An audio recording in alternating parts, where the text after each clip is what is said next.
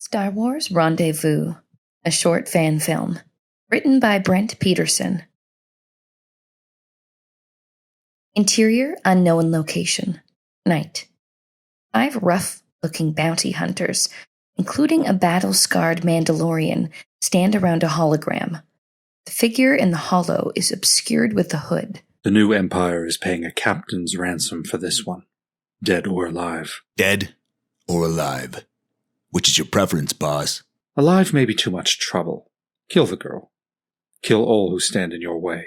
The hunters nod in acceptance. Exterior, Badlands, day. Rilla, a young girl, only 5 or 6 years old, with a tear-streaked face, stares ahead into the alien desert landscape. A man and a woman argue behind her. Crashed ship smolders in the background.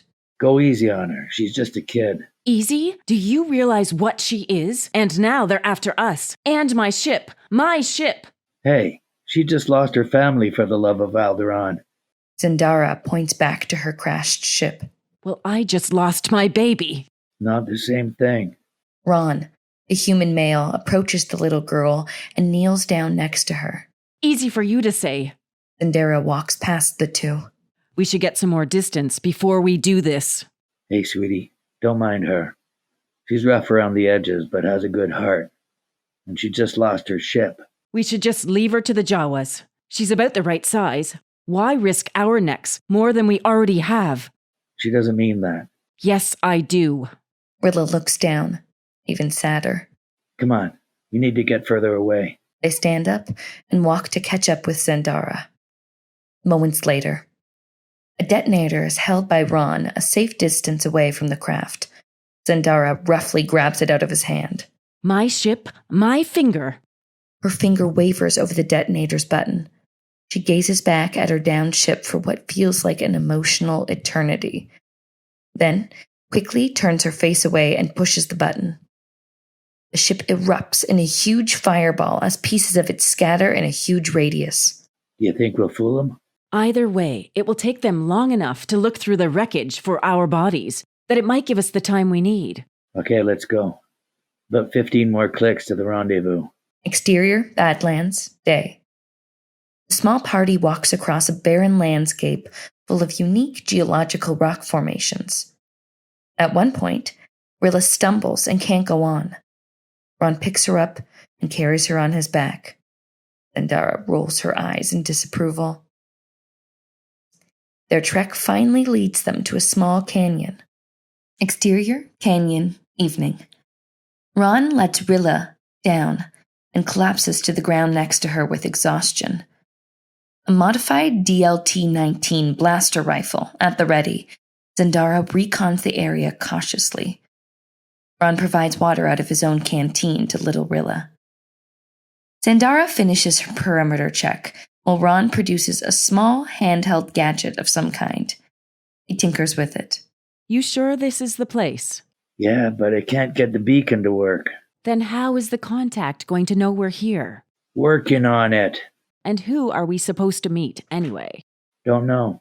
Zandara scowls at him. Someone who can protect her better than we can. Ron opens the beacon up and inspects the circuits.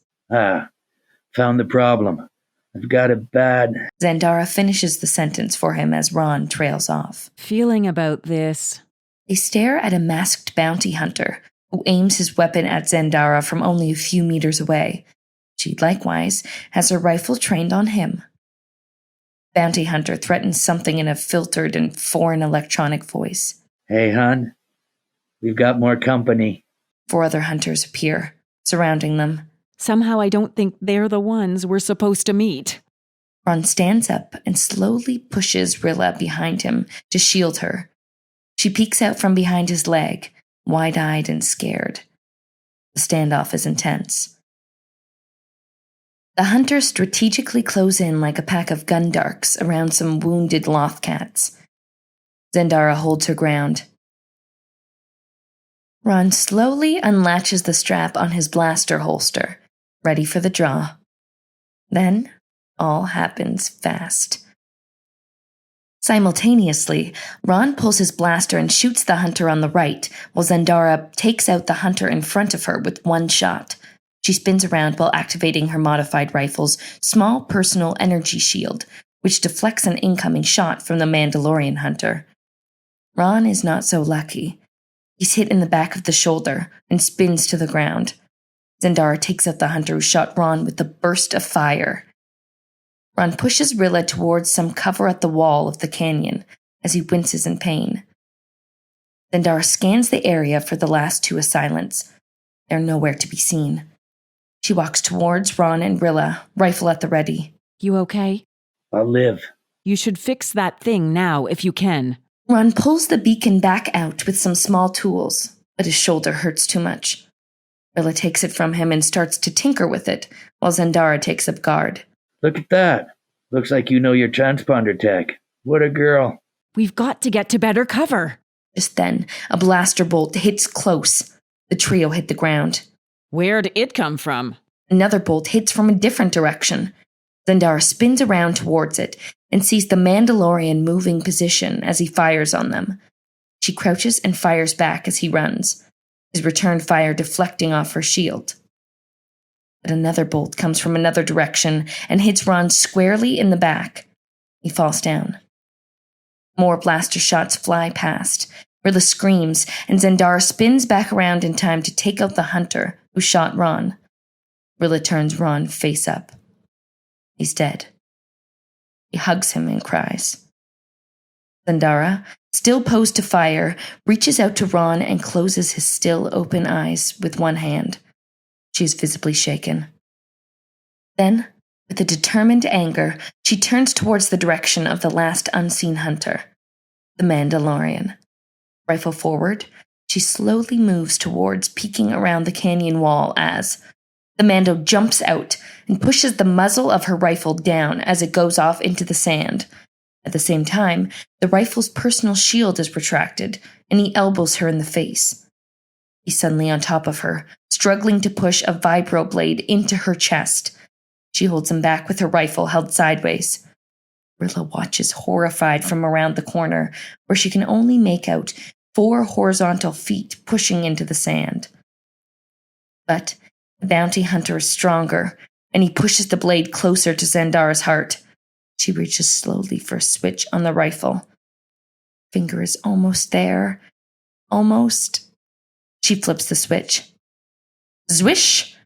The personal force field turns on in close proximity to the bounty hunter's head.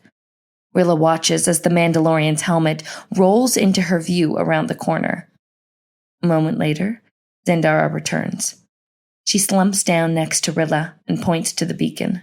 Did you fix the blasted thing? The girl nods, unsure what to think of this mighty warrior woman. Zandara reaches out for the girl's hand. Rilla reacts as if it was a snake. But Zandara's face relaxes. It's okay. The two join hands, and Rilla smiles for the first time. A distance away, 2 black-booted feet step lightly on the sand. The 2 women look up towards them and grow pale. A hooded figure looms in the distance. He unveils himself. Darth Maul stands before them. All this carnage for such a little creature. He looks around at his dead men. Without warning, Zandara raises her rifle and shoots. Perfectly aimed shot streaks directly towards Maul's head, but before it hits, Maul puts his black-gloved hand forward and freezes the laser bolt in mid-air, then sends it right back. It hits Zandara squarely in the chest. Fatal. Rilla screams, then stands up to face Maul with resolved anger. He ignites one of his double-sided lightsaber and starts walking towards the girl. But Rilla holds out her hand with the force and gingerly twists her fingers. Maul's lightsaber turns off. Surprised, he stops walking and looks down at his saber. Turns it on again. She turns it off. He growls, turns on both sides. She turns them both off. And so it goes. Maul turns the blade on and she turns them off through the force. Faster and faster it goes until the circuits fry. Completely taken aback, Maul drops the dead saber to the ground. Enough is enough. He reaches out and force chokes the little girl. Rilla falls to her knees, gasping for breath. But just then, a voice calls out. Hey, ugly, pick on someone your own size. Darth Maul pauses. Rilla gasps for breath. A silhouette stands above them, on the top of the canyon wall, with one of two setting suns directly behind her. Darth Maul squints to make out who this intruder is. Female figure lights one white lightsaber, then another. She jumps and flies through the air over both the girl and Maul to land in a crouch on the other side. Ashoka Tano looks up directly into Darth Maul's glowing amber eyes. You're messing with the wrong girl. Ahsoka Tano. I have looked forward to the time when our paths would cross again. Well, I could have gone without ever seeing you again. What, you're working for the Empire now, rounding up and killing Jedi and Force sensitives for the Inquisitors? I'm neither for the Empire nor the budding Rebel Alliance, just trying to make my own way in the chaos. By exploiting the innocent for your own gain. I suppose so, if you have to put it that way. The girl is actually worth a lot to me. Well, I can promise you she's worth more to me. Ashoka pounces. Rilla scoots back towards the safety of the canyon wall. Without his own weapon, Maul dodges Ashoka's twin lightsaber attacks and sidesteps her advances with lightning speed. They circle each other. So you've joined the Rebel Alliance. How predictable of you. Never said I did. But you wouldn't deny it, either. Maul force pulls a large boulder down from the cliff towards Rilla.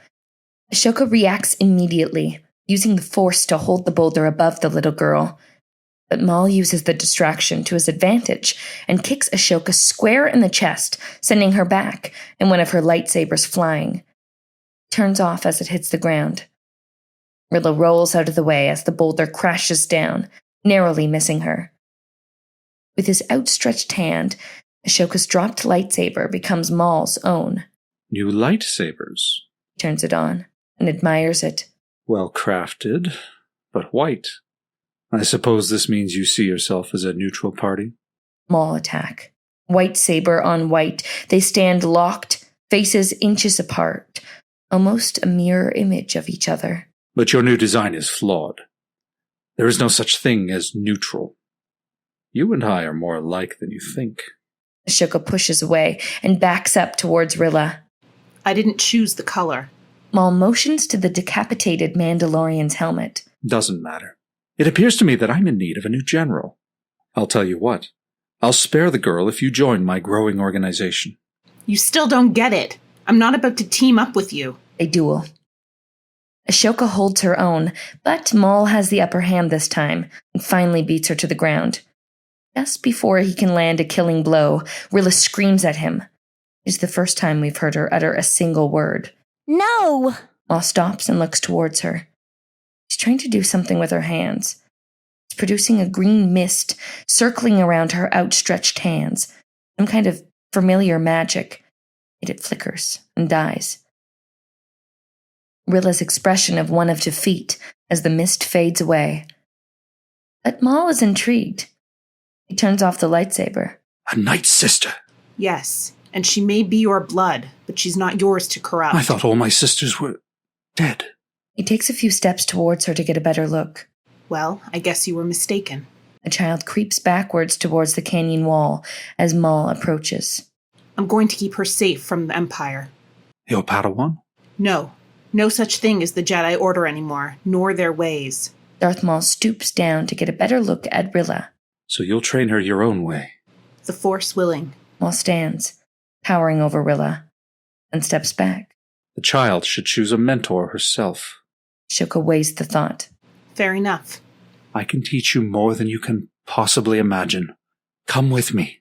Rilla looks back and forth between the two, but it's an easy choice.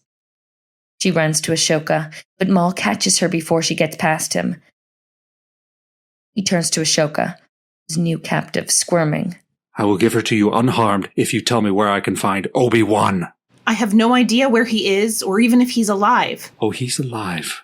He's very alive. Maul studies Ashoka carefully, probing her with the Force. Beat. I sense no deception in you. Very well. The girl is yours to train. For now. He lets Rilla go, and she runs to Ashoka's safety. Ashoka embraces her. She stands up, then motions to Maul as if he's forgotten something. He hands back her second lightsaber. Go. Keep her safe from the Empire. Train her as you will, but let her retain who she is. Ashoka nods. She and Rilla depart. Exterior canyon, moments later. Darth Maul walks back the way he came as Ashoka's ship is seen taking off in the far background. He turns to watch it, then lifts his wrist communicator. Qu'ra. Yes, Master. I installed a small tracking beacon on a new high-priority asset. Flashback. Maul hides a small tracking beacon under Rilla's cloak in the moment he grabbed her hostage. See to it that our best team... He looks around at all the corpses on the ground. Scratch that. Our second best team follows it. Forbid them from showing themselves. Then report back to me personally once they ascertain its destination. Right away, sir. Maul ends the call and looks into the sky. Ahsoka Tano, I look forward to our next meeting. The end.